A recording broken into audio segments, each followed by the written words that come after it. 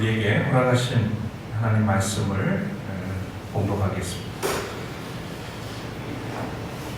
요한복음 8장 12절 한 절만 읽겠습니다.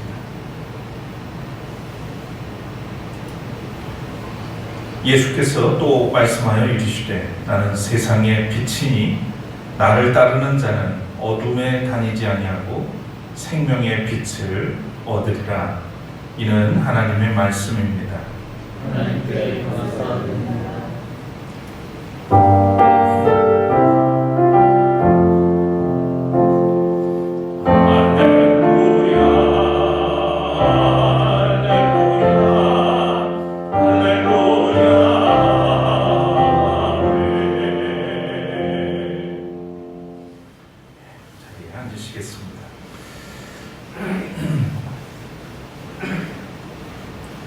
우리 주님의 위로와 평강이 우리와 함께 하시기를 빕니다.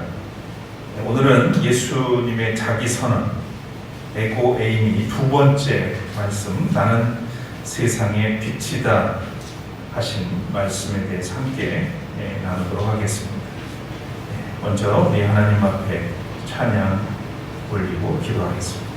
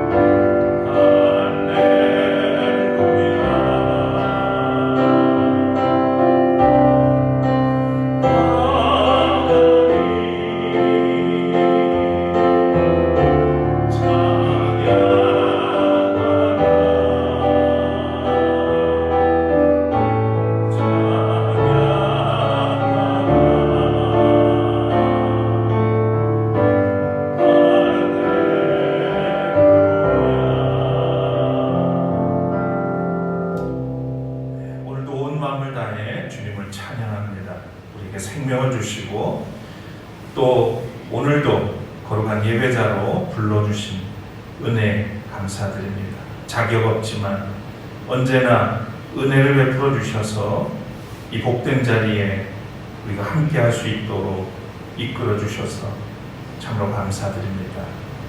주님의 부르심에 응답할 뿐만 아니라 하나님의 뜻에 합당하게 사는 우리 모두가 되도록 이끌어 주시길 원합니다. 참 어렵고 하루하루가 힘겹게 느껴질 때도 많이 있지만 그 가운데서도 우리를 돌보시고 지키시는 하나님의 은총을 기억합니다. 오늘도 이 시간 우리로 하여금 이 땅에서 하나님의 빛된 자녀로 살도록 하시기 위해서 이 자리에 불러주셨으니 오늘 허락하시는 말씀을 통해서 다시 한번 하나님 앞에 거룩하고 온전한 모습으로 또 하나님 앞에 더 한 걸음 더 나아갈 수 있도록 인도해 주시길 간절히 원합니다. 마음을 열어주시고 주의 성령을 통해서 우리 가운데서 역사해 주시옵소서. 깨달을 바를 깨닫게 하시고 결단할 수 있는 마음도 허락해 주시옵소서. 부족한 종을 붙드시고 사용해 주시옵소서. 예수님 이름으로 간절히 기도드립니다. 아멘.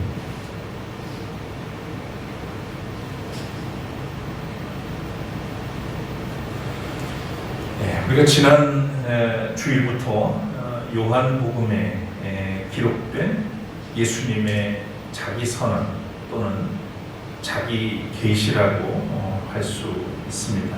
헬라어로는 에고 에이미라고 하는 7가지의 에고 에이미를 차례로 나누고 있습니다. 공관복음은 갈릴리 지역에서 가난하고 또 소외된 자들과 함께 하시면서 그들을 회복시키시는 예수님의 활동과 사역을 주로 보여줍니다. 그런데 요한복음은 유대 지역의 예루살렘을 중심으로 주로 사회적 또는 종교적으로 권력층에 있는 그들과 대결 구도를 이룬 그런 상황 속에서 예수님은 하나님의 아들, 위에서부터 오신 하나님의 아들이심을 요한복음은 밝혀주고 있죠. 오늘은 그 두 번째를 함께 나눌 차례입니다. 어느 날 배고픈 멧돼지가 한 마리 있었습니다. 먹이를 찾아서 여기저기 기웃거리고 있는데 땅에 사과 하나가 떨어져 있었어요. 이제 덥석 물었더니 시큼새콤 달콤한 천하에 이런 맛이 있었나 싶은 그런 맛을 느끼게 됩니다. 그래서 이 멧돼지가 이 사과가 땅 속에서 나온 줄 알고 땅을 주둥이로 파기 시작합니다. 열심히 땅을 팠습니다. 파고 파도 사과는 나오지 않았죠. 결국은 깊은 구덩이를 파게 된 겁니다. 그러다가 지쳐서 그만 그 구덩이에 벌렁 나자빠지게 됐습니다. 그때서 비로소 구덩이에서 하늘을 쳐다봤는데 보니까 사과나무에 사과가 주렁주렁 달려 있었던 것이죠.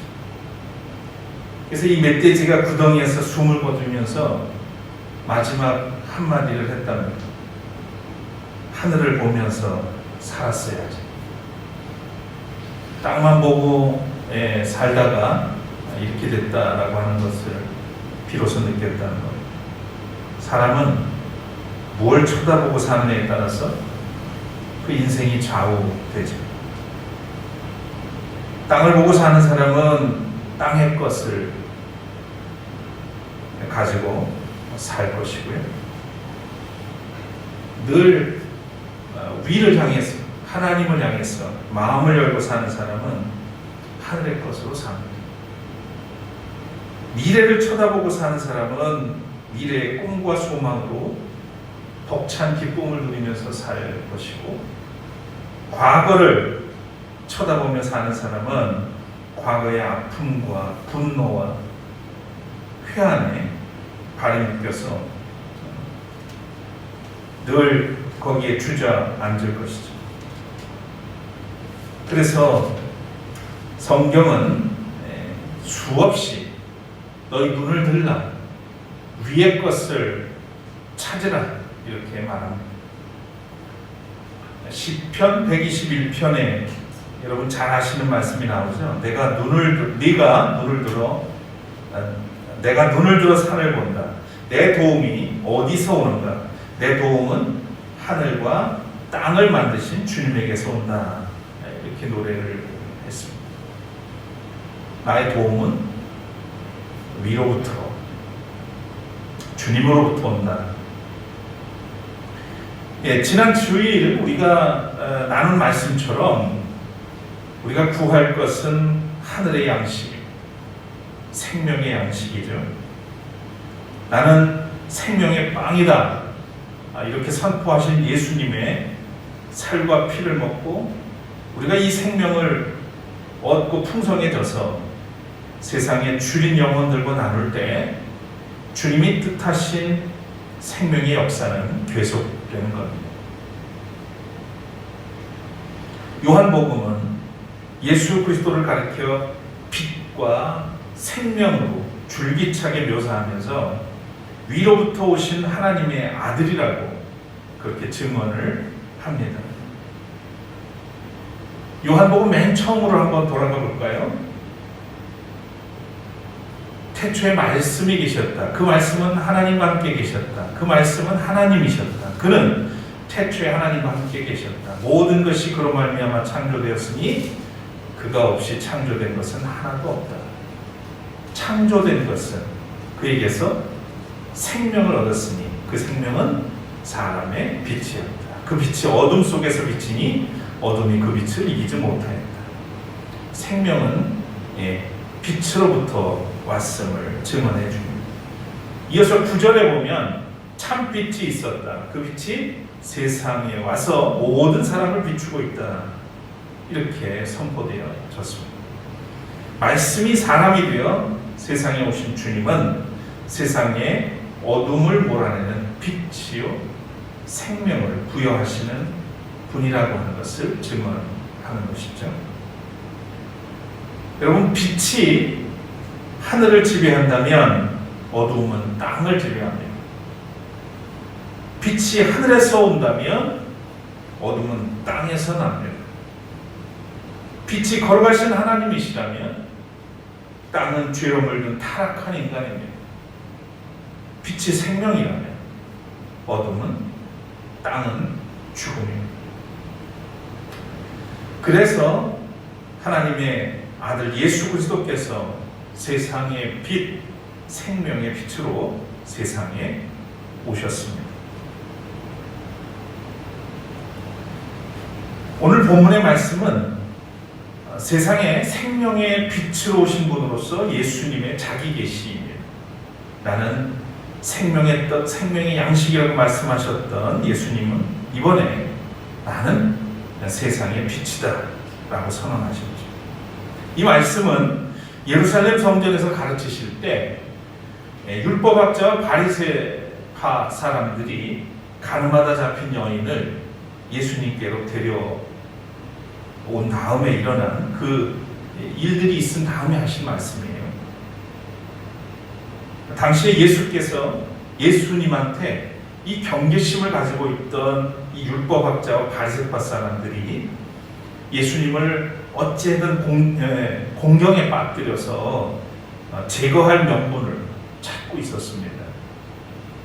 마침 간음하다가 현장에서 붙잡혀온 여인이 있었는데 이 여인을 볼모로 예수님을 다그칩니다. 이 사람의 죄가 율법에서는 돌로 치라고 했는데 당신은 어떻게 생각하오? 예수님은 아무 말 없이 땅에 손가락으로 글을 쓰시다가 다그치는 그들에게 이렇게 말씀합니다. 너희 가운데서 죄가 없는 사람이 먼저 이 여자에게 돌을 던져라. 양심을 가책을 느낀 사람들이 하나둘씩 자리를 떠나가고 예수님도 그 여인을 정죄하지 않고 이렇게 말씀하셨습니다. 가서 이제부터 다시는 죄를 짓지 말라. 이 말씀은 그걸 용서하시는 말씀이죠. 바로 이 사건이 있은 다음에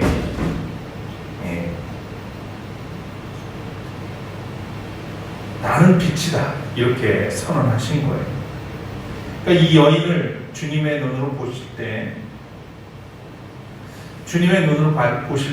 이 사람은 이 가늠한 여인이나 또는 그를 정죄하고 돌로 치려던 사람들이나 예수님을 대적하는 율법학자와 바리새파 사람들은 모두 어둠의 자식들이었습니다. 여러분, 죄는 어둠에 속해 있습니다.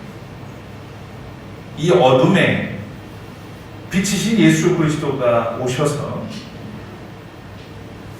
정죄가 아니라 그 죄악을 밝혀서 생명의 빛을 얻게 하신 것이죠. 주님은 생명의 양식을 얻은 사람들이 빛 가운데 살기를 원하셨습니다. 주님은 어둠의 자식들에게 생명을 줘서 빛의 자녀로 살게 하십니다.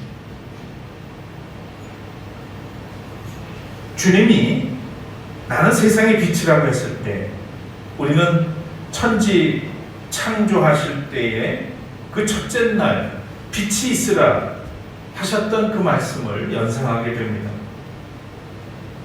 땅이 혼돈하고 공허하며 어둠이 깊음 위에 있고 하나님의 영은 물 위에 움직이고 계셨다. 하나님이 말씀하시기를 빛이 생겨라 하시니 빛이 생겼다. 창세기 1장 2절과 3절의 말씀입니다. 그 빛이 없었을 때에는 피조물이 하나의 혼돈체였다는 겁니다. 그런데 그 빛으로 인해서 비로소 질서 있는 우주가 되었습니다.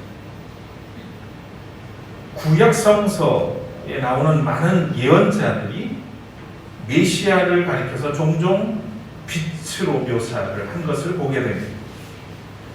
이사야 42장 6절 말씀에 보면 메시아를 이방의 빛이라고 했고요. 말라기 4장 2절에는 치료하는 광선이라고도 표현을 해놨습니다. 그러니까 구약성서에서 빛으로 묘사한 것은 모두 메시아를 가리킨 것이고, 이 메시아이신 예수님은 오늘 본문에서 그것을 자기 계시로 받아들이고 선언한 겁니다. 그 빛은 바로 메시아인 그리스도 자신을 나타내는 거다는 거죠. 그래서 그걸 가지고 나는 세상의 빛이다 선언했습니다. 빛은 성서를 통해서 볼 때 영적으로 세 가지 의미를 포함하고 있습니다. 첫째는 밝혀서 알게 한다. 즉 계시라고 하는 거죠.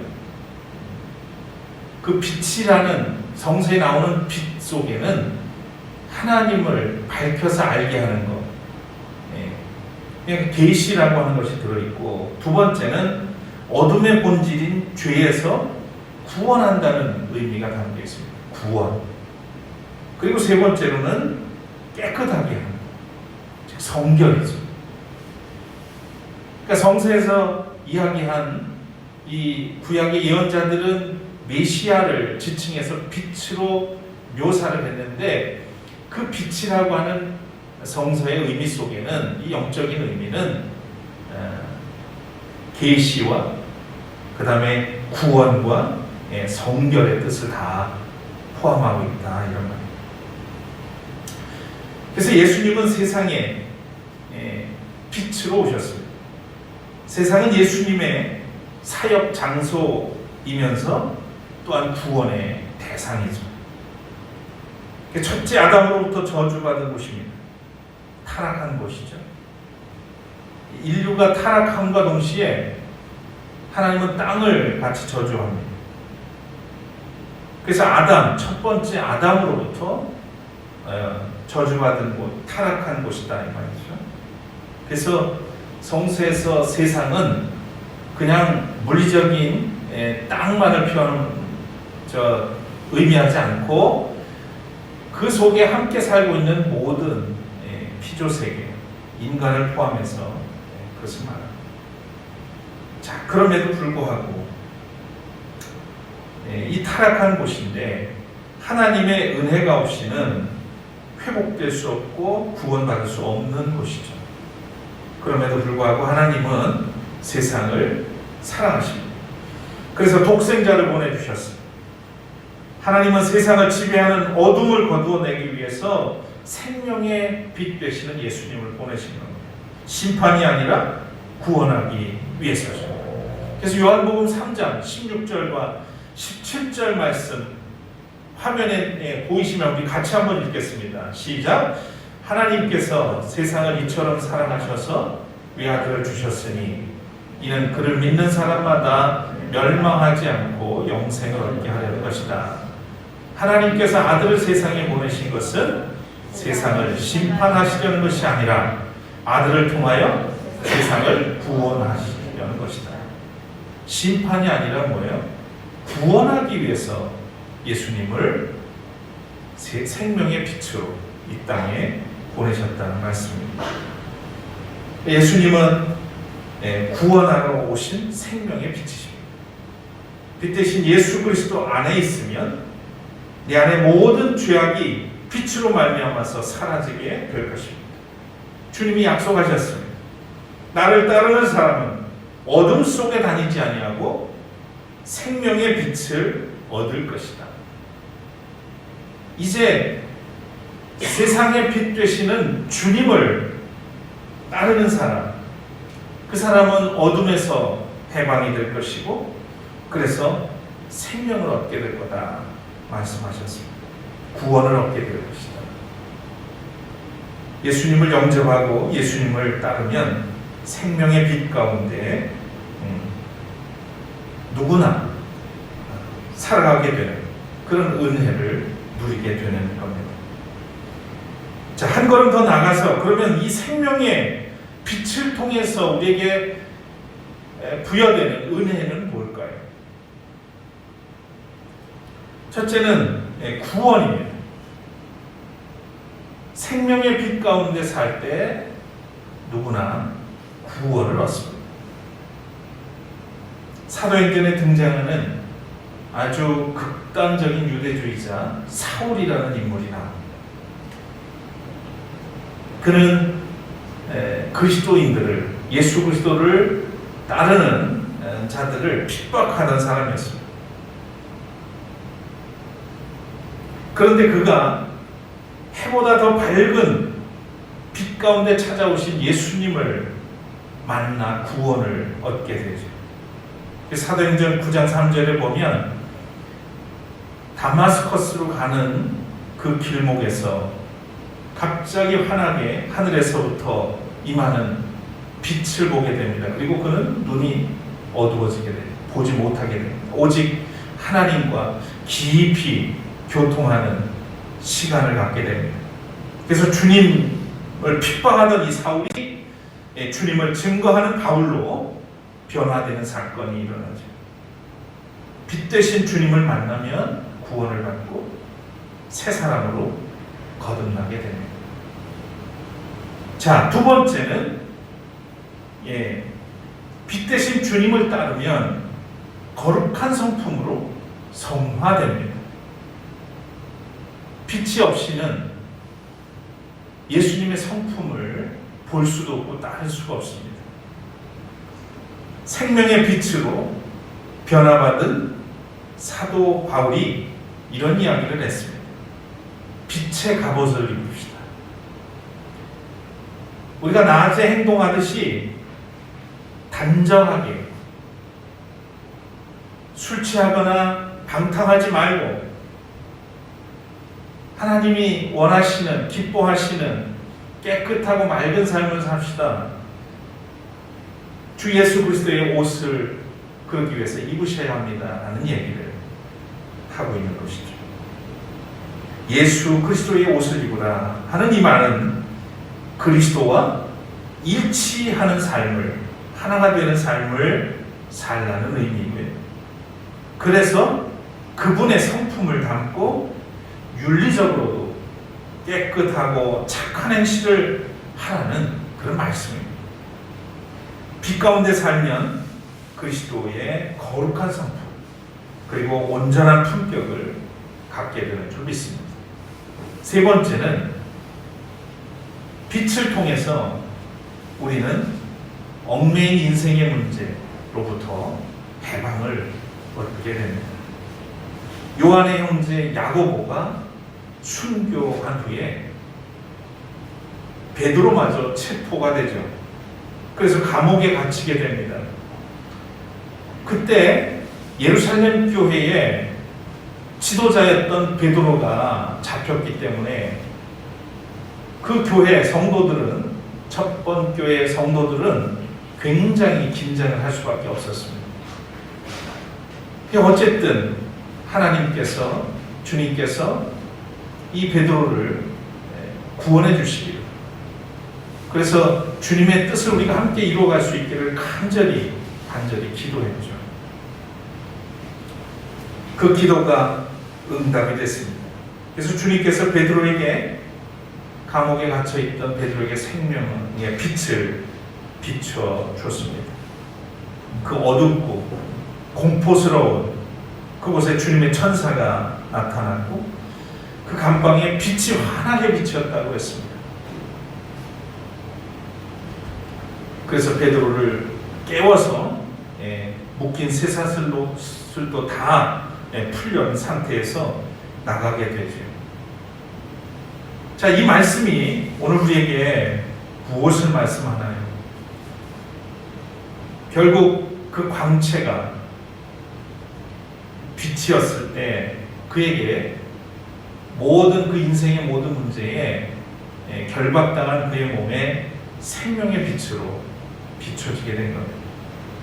우리는 살아가면서 내가 감당할 수 없는 그런 여러 가지 인생의 문제도 만나게 됩니다. 그런데 그럴 때 우리는 어디를 향하고 있습니까? 어디로 달려가십니까? 교회가 위기를 만났을 때 예루살렘 교회는 하나님 앞에 간절히 부르짖어 기도했습니다. 그때 생명의 빛이 그들에게 임했고 결국 베드로가 무사하게 모든 문제로부터 해방이 돼서 복음의 역사를 이루어갔던 것처럼 우리의 삶 속에도 생명의 빛 가운데로 나갈 때 그 어떤 문제도 결국 하나님의 능력으로, 은혜로, 그 지혜로 해결받는 그런 역사가 있다는 사실을 우리가 함께 기억했으면 합니다. 여러분, 우리 모두에게도 예수님의 생명의 빛이 임할 때 구원받고 성화를 이루며 또 인생의 모든 문제로부터 자유와 해방, 더 나아가서는 그 모든 문제를 극복하는 그런 은혜가 있는 줄 믿으시길 바랍니다. 영국의 유명한 화가 중 한 사람입니다. 윌리엄 홀먼 헌트라고 하는 이분은 19세기 화가인데요. 조금 어두워서 잘 보이실지 모르겠습니다. 이 그림이 세상의 빛이라고 하는 그런 제목이 달려 있습니다. 예수님의 손에, 이 어두움 속에 손에 등을 하나 들고 계시죠. 그리고 이 어두침침한 그런 마치 골목 같은 그런 곳을 밝히고 있습니다. 희미하지만 예수님의 얼굴까지도 이 등불이 밝혀주는 모습을 보게 됩니다. 사람들은 한때 이 그림을 보면서 굉장히 좋아했고 위로를 받기도 하고 그랬어요. 그런데 미술 평론가였던 한 사람이 있었습니다. 그린 호프라고 하는 사람이 이 그림에 대해서 유독 혹평을 하면서 비판을 했습니다. 그 비판의 요지는 이런 겁니다. 도대체 어떻게 예수님의 손에 든 그 등에서 빛이 나올 수 있느냐? 그 등에서 나오는 빛이 어떻게 세상에 비칠 수 있느냐? 어떻게 그것을 생명의 빛이라고 말할 수 있겠냐? 다시 말하면 이 그린 호프의 주장은 예수님 자신이 비춰야지. 왜 예수님의 손에 등불을 들고, 예수님이 손에 등불을 들고 우리를 인도하시는 분인가? 그게 아니지 않냐. 예수님 자체가 비춰야 된다. 물론 화가들 중에는 그 전부터 중세 때부터 예수의 가족에 대한 그림이라든지 예수님을 중심으로 그림이 그렸을 때는 바로크 시대까지도 예수님이 자체 발광하는, 그러니까 빛이 딴 데서 들어오는 게 아니라 예수님 몸에서 이렇게 드러나는 그런 그림들이 참 많아요. 그런데 이 윌리엄 볼먼 헌트가 그런 그림을 벗어나서 이제 이렇게 그린 거에 대해서 이제 비평을 한 거죠. 이 미술 평론가가 강조하려고 하는 건 뭐예요? 등불이 우리를 인도하는 거 아니지 않냐? 예수님이 자체가 빛이다. 그래서 예수님을 따라야 하는 것이고, 예수님을 믿고 섬기고 따를 때 우리가 생명을 얻게 되는 것인데, 굳이 이렇게 표현을 했느냐 하는 것을 이야기했다는 겁니다. 예수님은 무엇인가를 사용해서 빛을 발하는 분이 아니시다. 예수님 자신이 곧 빛이시죠. 빛이시되 어느 한 지역에 국한해서 비추는 빛이 아니라 세상의 빛이십니다.